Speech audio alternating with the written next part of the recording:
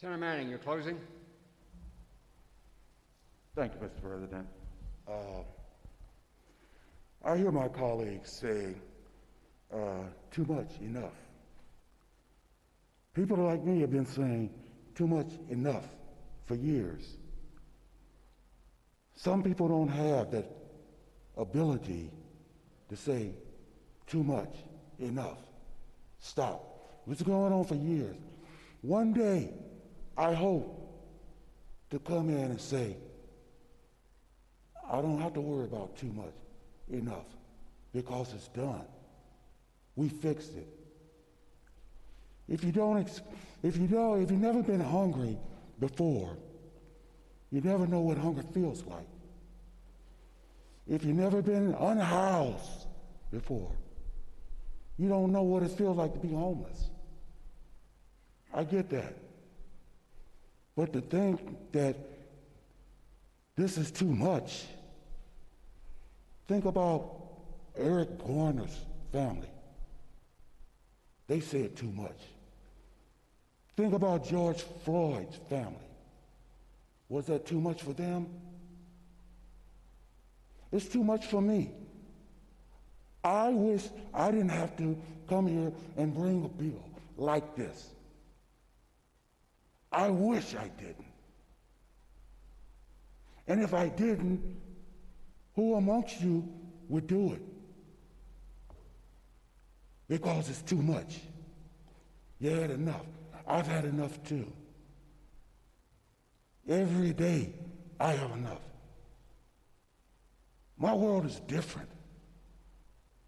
I'm guarded everywhere I go. I don't have that luxury of not worrying. It is enough. I agree. The good senator from District 1 has been saying it so often. Never get a chance to participate. I ask you, look at all of the committee meetings. No one asked as many questions or had as much time as the good senator. And he asked some awesome questions. They were very relevant, but he didn't get shut out. If you don't get the answer that you want, doesn't mean that anybody didn't pay attention to you. The good senator submitted an amendment that I looked at, and it was incorporated into the bill. If it's not word for word, because what the senator offered was already in the bill. Colleagues, I agree enough. I'm worried too. I get tired of people saying things that are not true. This is about people's lives. I wish I didn't have to carry bills like this. I wish we can talk about something else. I really do. Colleagues, I'm in my 60s, and I'm still talking about this. I'm still talking about this. Enough, I agree, enough. There comes a point in everyone's life where reality comes in, and you say it's not about me, but you start caring about others. And when you do that, the humanity in you start to shine. Because we all know there's a problem in society. To the police officers, I talk more to the line officers probably than everybody combined in this room. I talk to them daily. They come to my house. We talk about issues. And they tell me, we want this. We need this. Because without good sound guidance comes a lot of mistakes. And then you cannot be transparent, and you can't be accountable. We have some fine men and women in uniform. I know them personally. I am one of them. Everything that we are doing, this bill, these two bills, we worked on in the first special session. There was a commitment to come back and enhance them, define them, make sure that they will work. And guess what?